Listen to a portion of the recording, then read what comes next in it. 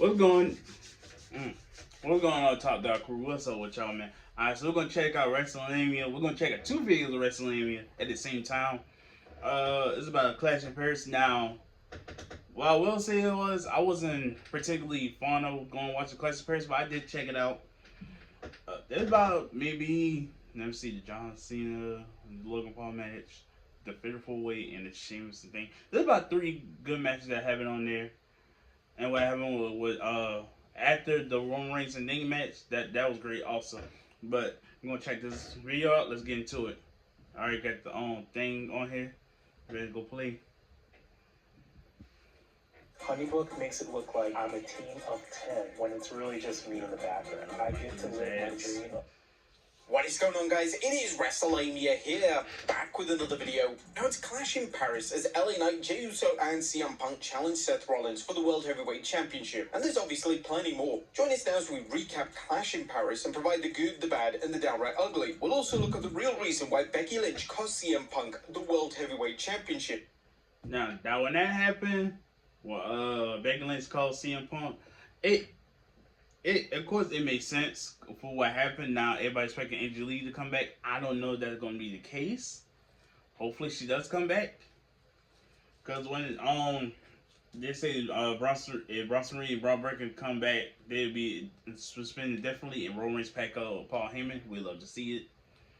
So yeah, Becky Lynch helping CM Punk. I mean, not CM Punk, Seth Rollins. It made perfect sense. So let's go check it. So. Let's see. And it's a good one. Be sure to subscribe and hit that notification bell for daily wrestling videos and follow us on Facebook for exclusive lists. As always with PLEs, we start off with a recap, as the first match is Big Bronson Reed with Paul Heyman versus Roman Reigns. Not a bad match. Bronson Reed shows he's not going to back down from Roman Reigns, showing impressive power and resiliency as he absorbs some of Roman's best blows. However, the OTC one isn't ready for retirement just yet, and he fights back hard, eventually landing a Samoan drop from the top rope and spearing Reed for the 1-2-3 as Roman Reigns comes out with a win. Paul Heyman then checks on Reed afterward, only to come face to face with Roman Reigns. Heyman acknowledges Reigns and all but pleads for his life before Roman chokes him out. Reigns manages to retrieve the sneakers. Oh man, that moment came out of nowhere. Braun Breaker spared Roman Reigns. I wasn't expecting to see Braun Breaker at that time. I thought he was gonna come out for the main event and help Seth Rollins retain, but I'm glad that they didn't. They kind of switched it up. And stole from him and begins handing them out to the fans, only for Braun Breaker to spoil the party, spearing Roman off the announce table. WWE officials show up and try to help Roman to the back, only for Braun to spear him again. Bronson Reed joins in on the fun, delivering multiple tsunamis to Roman as the medical team places Reigns on a stretcher, but that only makes him a more appealing target, and Reed tsunamis Roman again, pretty much writing Roman off television. But backstage, Pearce rages at Bronson Reed and Braun Breaker, ordering them out of the arena and threatening to suspend them indefinitely without pay if they show up. Adam Pearce sarcastically says, "Enjoy your evening in Gay Paris," before an angry Braun says, "Shut up." And the dude really is Scott Steiner's nephew, right? Next up is the WWE Tag Team Championship match as the Wyatt Six with Uncle Howdy, Eric Rowan and Nikki Cross take on the Street Profits of Montez Ford and Angelo Dawkins with B-Fab. The Profits make their way to the ring in Borderlands 4 inspired gear, ready to regain the tag titles. However, Ford and Dawkins have a long night ahead due to the Wyatt Six presence at ringside. The extra numbers prove decisive, and some outside interference from Uncle Howdy and Nikki Cross gives the champions the edge they need to retain, with Ford counting the lights as the Wyatt Six retain the tag championships. Next up is the Women's Intercontinental Championship match as champion Becky Lynch takes on Nikki Bella. Nikki is back to beat some respect into Becky for the women who paved the road for Lynch and today's superstars, and maybe just walk away with the title in the process. Nikki and Becky brawl inside and outside the ring, trading submissions with neither woman able to secure the win. And Nikki steps out of her comfort zone and lands a man. It was one moment that on this match that I guess Becky was supposed to get close to Nikki for her to hit that kind of springboard enziguri, but she kind of missed. And you're gonna see it on the second video. But when I first watched it, I was like, either Becky was to get close or Nikki didn't know that she wasn't that close. Handle slam on Becky, going in for the disarmer, only for Becky to position Bella into a backslide for a pinfall as Becky Lynch retains. Next up is the good old-fashioned Donnybrook match. Ah, great match. Great match. And I was surprised Russo win. I thought they're going to get Sheamus this win. But I was surprised Russo win. It was a great match. It was a great match. When Russo kicked out the bro kick, I was shocked. When Sheamus kick out, when Sheamus that kick out, and when Rusev hit Sheamus with that Shillelagh and he kick out, I was surprised with that one too. But that was a great match, man. As Rusev takes on Sheamus. And this match lives up to its name, with Rusev and Sheamus relying on sheer power and the many implements in and out of the ring. Whether it's a shillelagh, a steel chair, or a ring post, Sheamus and Rusev batter each other from pillar to post. Right. Each superstar trades finishes, but no one will break. That is until... I'm glad they kind of, I guess it was like a, I won't say kayfabe, but it was like, storytelling, because you could tell that when he hit the, that white noise off the barrels. When he jumped off the barrels, hit that white noise through them two tables. Russo went through the two tables. I guess his throat was hurting. Well, it was a great way for Russo hit the accolade for the and made Sheamus tap out. What was shocking to me that he had tap out. Two people I never thought I would see tap out this year was Gunther and Sheamus, but they said this was Sheamus' second time tapping out, which is kind of crazy. I don't remember the first time he tapped out. I wonder what was the first time, but I don't know why I got feeling that John Cena that made him tap out. But Rusev breaks a shillelagh over the Celtic Warrior's back and uses a piece of the shillelagh to add some added power to his accolade submission hold, forcing Sheamus to tap out as Rusev defeats him.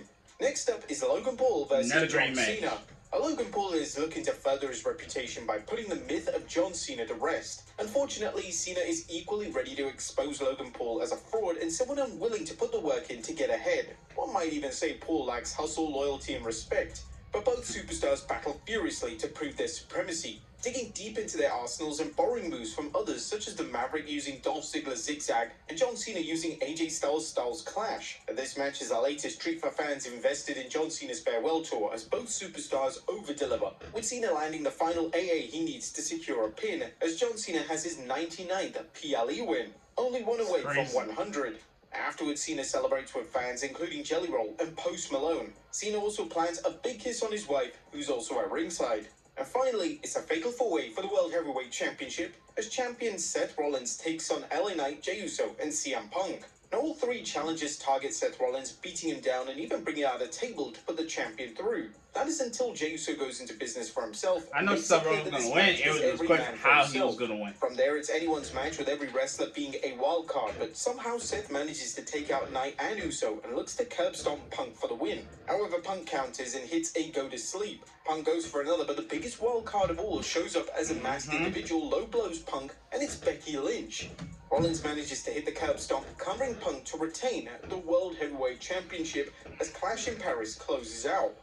But that was a quick recap of the show. What about the good, the bad, and the downright ugly? As always, we start off with the good. As number one, flawless fans. Right. Kudos to tonight's fans attending Clash in Paris. The crowd provided a supernova-like intensity as they cheered and booed the various talents, fueling the action in the ring without making their chants or cheers about themselves. Tonight's live audience is the kind wrestlers only dream about, and the kind that even makes the show extra special for the fans watching at home. The only downside to the fans is that John Cena's final match should have been in Paris, as it's doubtful any other city can meet or exceed the French fans. They really were the VIPs tonight.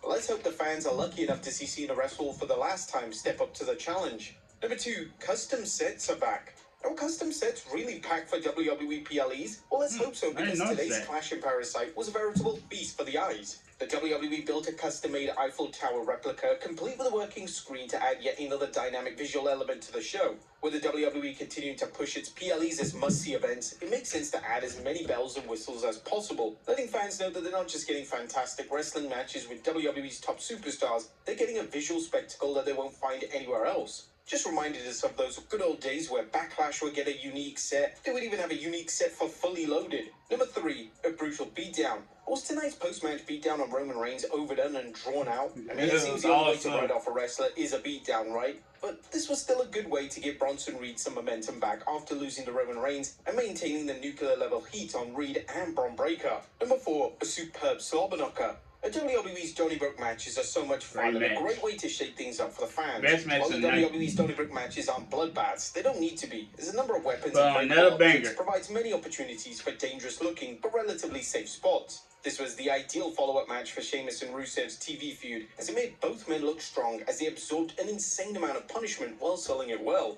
The WWE booked this to perfection, making it seem like either superstar could win. A win by Sheamus would give him some momentum. That's what I meant to say. He was selling his injury, like his throat was hurting, his neck was on thing, and he was selling the injury.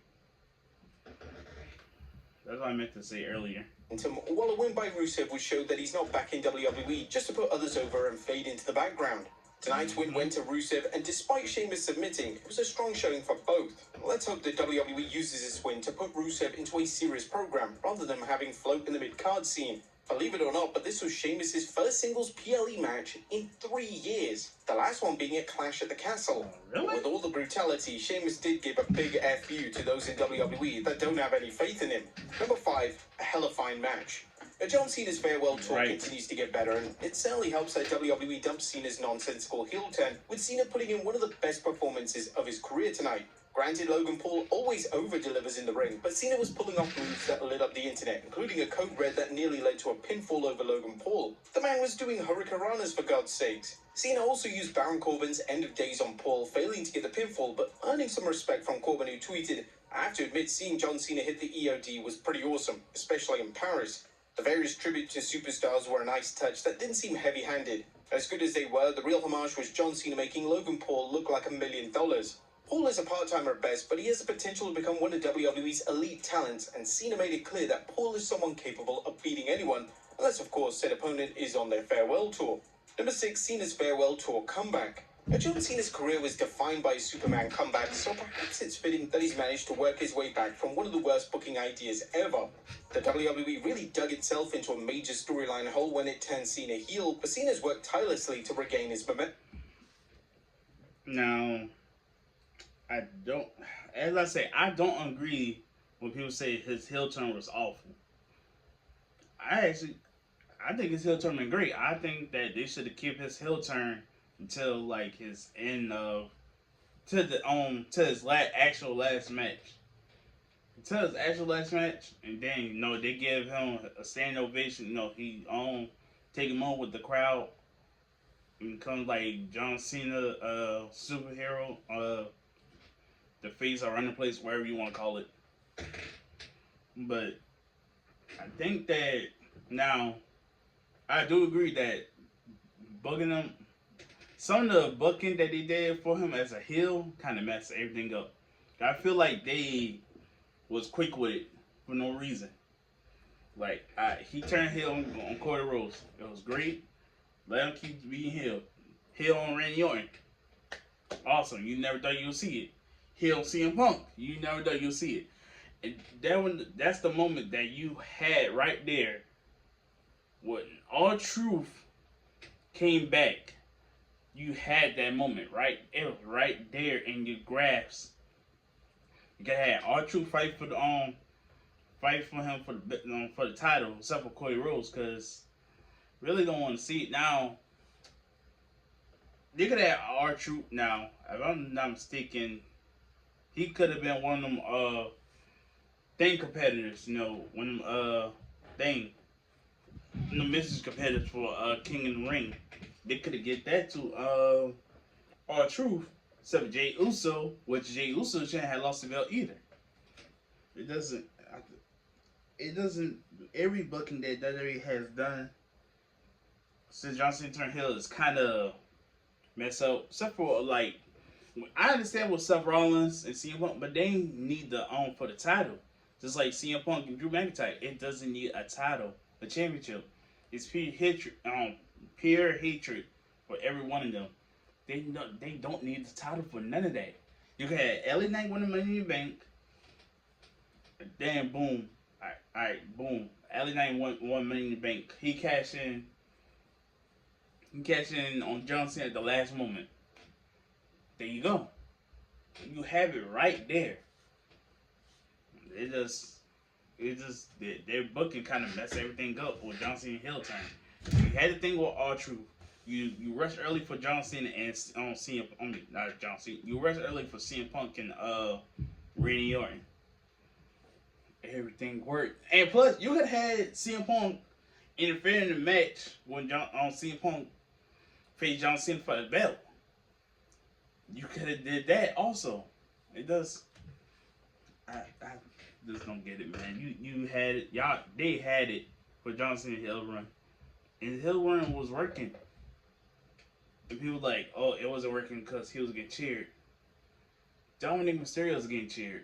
Becky Lynch somewhat is getting cheered. People still love Becky Lynch.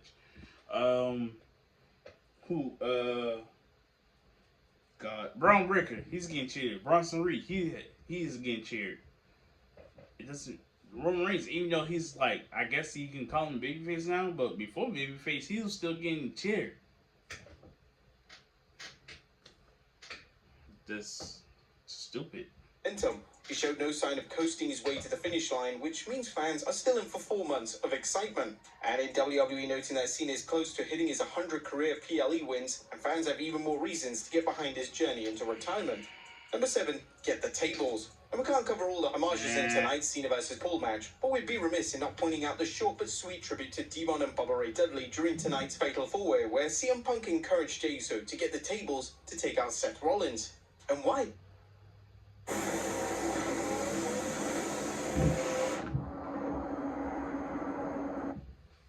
Becky, why? Well, things were looking bleak for Seth Rollins tonight as the Vision had to deal with 3 hopping mad opponents and no backup from Paul Heyman, Braun Breaker, or Bronson Reed. Nevertheless, savvy fans know Seth Rollins always has a plan B.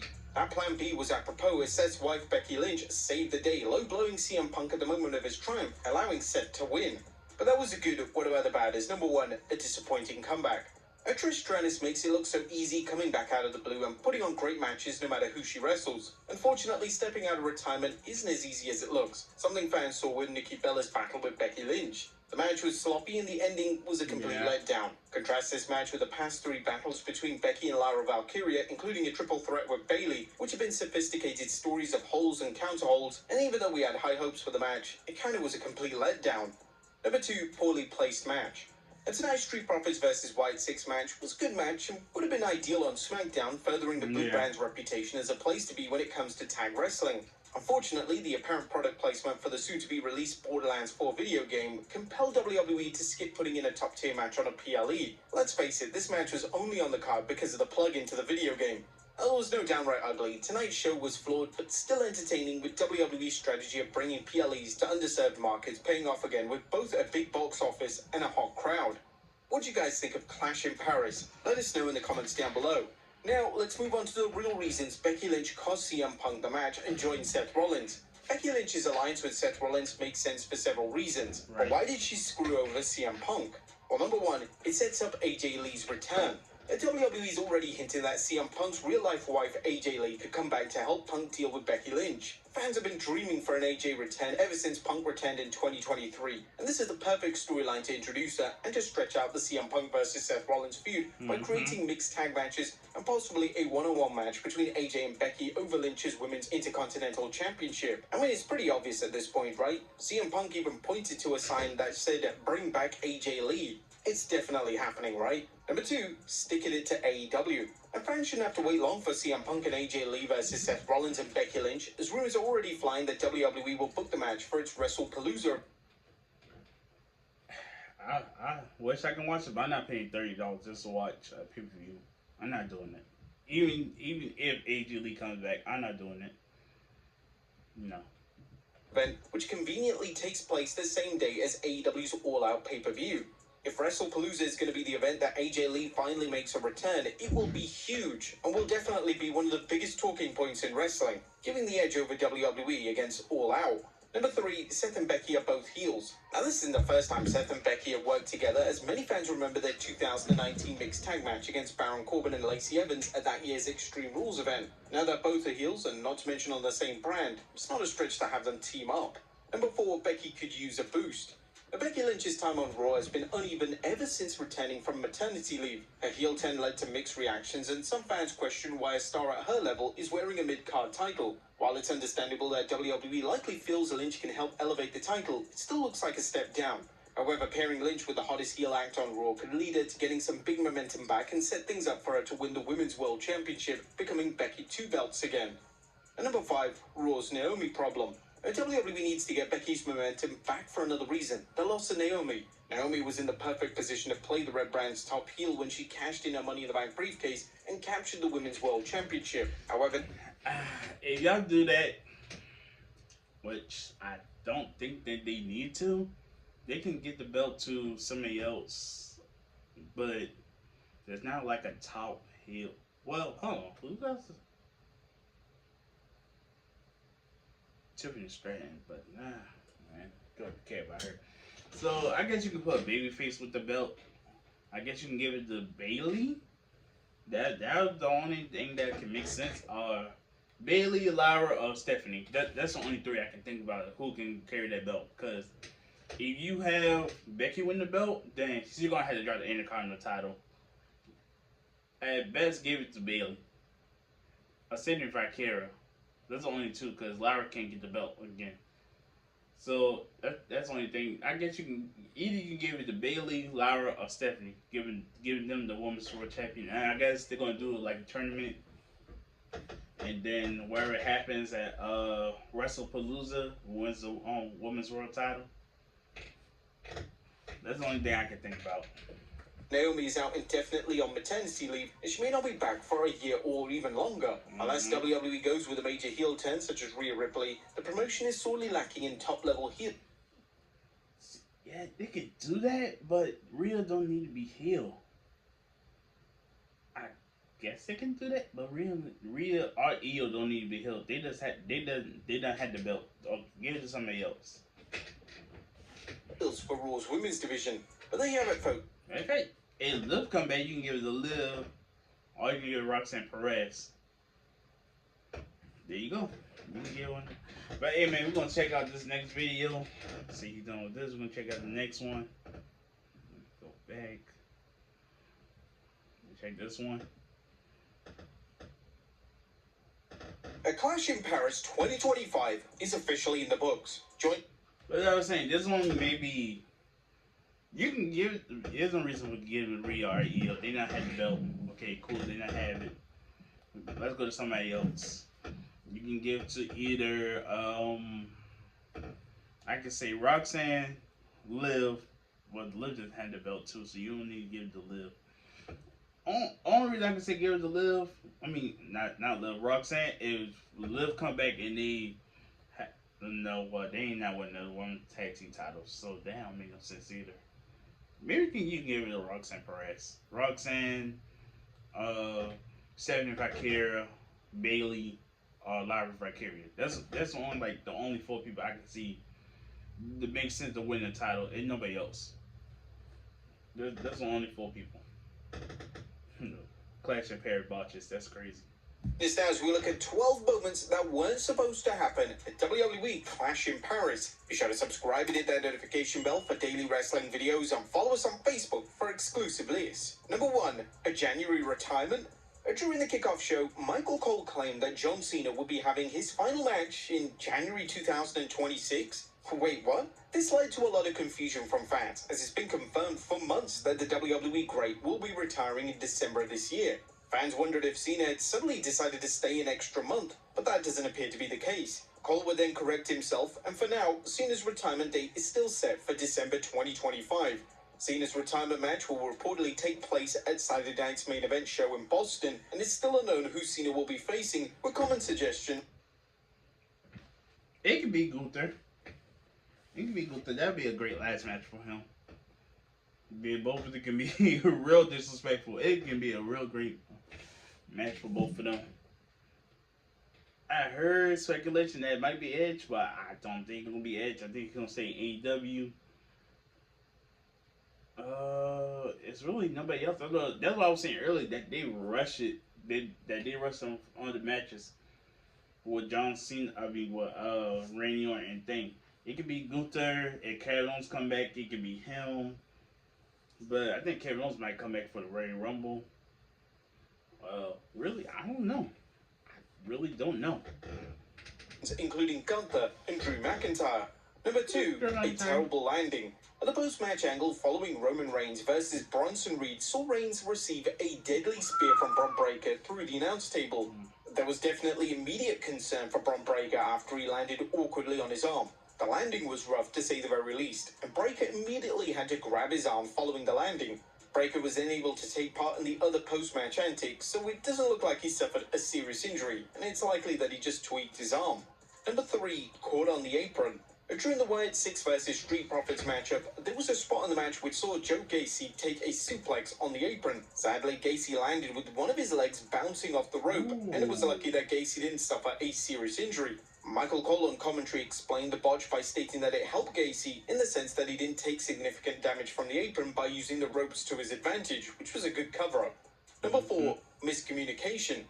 Towards the end of the aforementioned tag match, Joe Gacy would place Dexter Lumis in a fireman's carry, and he would swing his partner into Montez Ford. The issue was that Ford took the bump before any contact was made, and the spot ended up looking terrible. Michael Cole and Wade Barrett tried their best to explain the botch, but even they struggled to rationalize what on earth was going on in the ring. Number 5, no contact. While it's typical for wrestlers to put their hands up, this one right here I was talking about. While being thrown headfirst into a table or stairs, Becky Lynch took it way too far during a match with Nikki Bella. Lynch was throwing her hands at the table in such a comedic manner that it completely took fans out of the spot. Number 6, disaster fail. One of the worst botches of... Yeah, that's the one right there I was talking about. That joke is crazy. I first saw it, I said, "Ooh, that's damn." Nope, that ain't supposed to happen. The night occurred when Nikki Bella went for some kind of disaster kick off the ropes. Bella was miles away from connecting with Becky Lynch, and it was a truly bizarre botch that made little sense. That could be put down to ring rust or the two not being on the same page when it came to the planned spot. The match was called out by fans as there was a number of terrible spots and the chemistry was off throughout. This match could have definitely benefited from trial runs and live events, as Nikki only had a few matches since 2018, and Nikki and Lynch had never wrestled 1v1 before, so botches and blunders were definitely expected. Number 7, clearing your throat. Just as Rusev was making his entrance during his match with That was what I was talking about earlier. It was like he was selling it. I don't know if it was an actual injury or what, but he was selling it. Amos, Wade Barrett decided that was the most appropriate time to clear his throat. Michael Cole instantly called out Barrett on this, and this is the type of thing that Vince McMahon would have been going ape over if he was still running WWE, probably screaming into the headset at Wade Barrett as he did it. Number 8, uppercut. Logan Paul decided to deliver an array of new moves in the John Cena match, including a pop-up uppercut. Unfortunately for Logan, he couldn't fully connect, and instead of Cena's head area, the uppercut landed on the chest region of the WWE Great. Number 9, 5-knuckle shuffle. Another key part of the Logan Paul versus John Cena match saw Logan mimic Cena in any way he could. One of the ways the former US champion did this was by delivering his own version of the 5-knuckle shuffle. The camera would show Logan barely making any contact with Cena's face, and it was on the finest hour from the WWE's camera department. Number 10, Styles Clash. And John Cena decided to pay tribute to one of his arch rivals during his match with Logan Paul, as Cena would deliver AJ Styles' Styles Clash. And whilst the effort was appreciated, Cena's version of the move was sloppy to say the very least, and it's not a move that fans will be in a hurry to see Cena deliver again. Fans collectively continue to push for WWE to book a showdown between Cena and AJ, but with Cena only having limited dates, the chances of the matches occurring are getting slimmer with each passing month. Number 11, table blunder. The tables in WWE are usually designed to break in a clean manner. When a wrestler lands in the middle of the table, it should break cleanly. This in turn protects the wrestler and makes for the safest landing possible. However, during the main event at Clash in Paris, this isn't what happened. LA Knight would push CM Punk off the apron onto a prone table, and the table didn't break. Instead, Punk basically bounced off it. Now, it's unknown why this happened, but it's possible that Punk was too light to break the table cleanly, and due to him having a small fall on the table, it wasn't enough of an impact to break the table completely. And number 12, why the disguise? At the finish of the main event saw Becky Lynch interfere to help her husband Seth Rollins retain the world title. Lynch interfered in a disguise, which led to a lot of questions. This match was an OTQ match, so Lynch had no reason to stay hidden, and she didn't need a disguise at all. But there you have it, folks. 12 moments that weren't supposed to happen. Alright, man, that's it for Wrestlelamia. Whew.